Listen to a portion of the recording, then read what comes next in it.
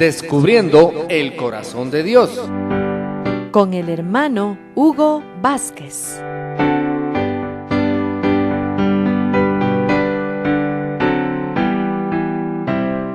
Bienaventurados los que lloran, porque ellos recibirán consolación. Mateo 5:4. En el mundo hay mucho dolor y sufrimiento.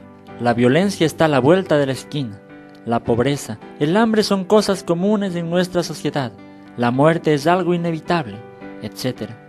Este ha sido uno de los grandes problemas y desafíos que ha tenido que enfrentar la fe cristiana durante toda su historia. La pregunta, ¿por qué un Dios bueno permite el sufrimiento?, ha sido objeto de debate, estudio y controversia entre las más grandes mentes de la historia.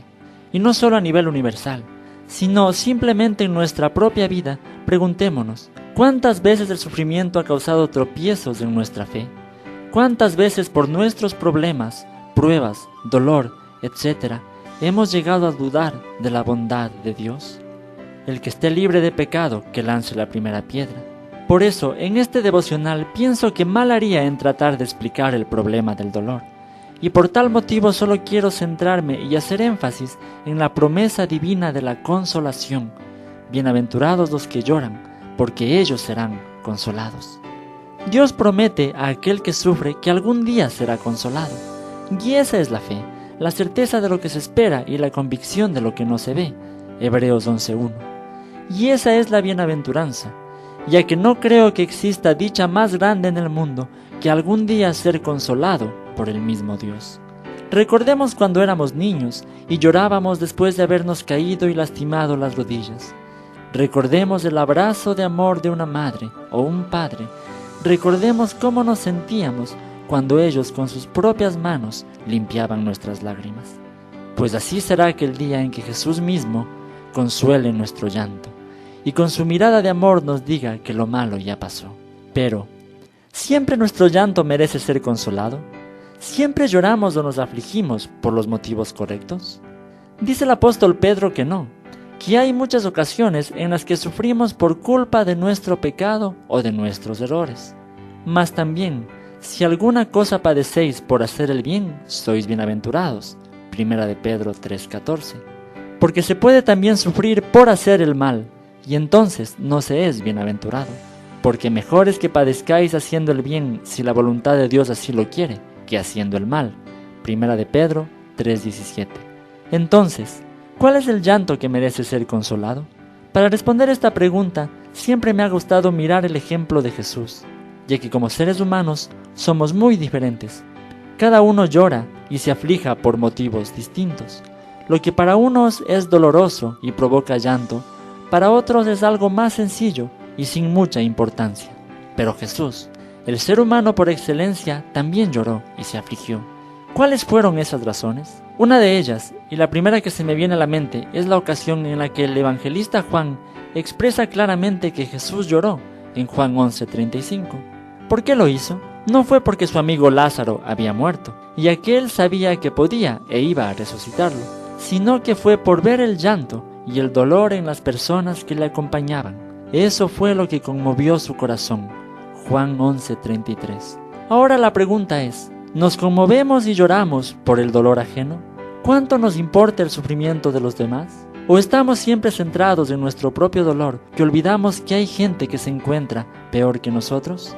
El ministerio de Jesús se desarrolló motivado por la compasión por los demás. Mateo 9:36.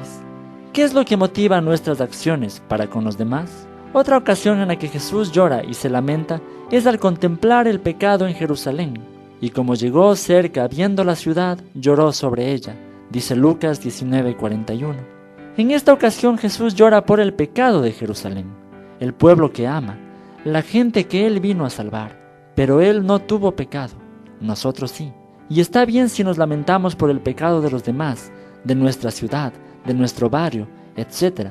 Pero el objetivo sería comenzar lamentándonos por nuestro propio pecado. El llanto por el pecado puede ser el llanto más consolador que podamos experimentar en nuestras vidas. Me viene a la mente el caso de Pedro después de negar a Jesús. Dice la Biblia que él lloró amargamente en Lucas 22:62, y creo que de seguro posteriormente fue consolado. Pablo también nos enseña que la tristeza por el pecado puede llevar al arrepentimiento, pero hay que tener cuidado de tener tristeza solamente por las consecuencias de nuestro pecado y no por ofender a Dios. Esa tristeza, en cambio, puede llevarnos a la muerte, dice 2 de Corintios 7:10. Una última ocasión en la que quiero mencionar la tristeza de Jesús es el momento cuando sudó sangre en el Monte de los Olivos. Mateo nos cuenta que él dijo: «Mi alma está muy triste hasta la muerte, quedaos aquí y velad conmigo». Mateo 26:38.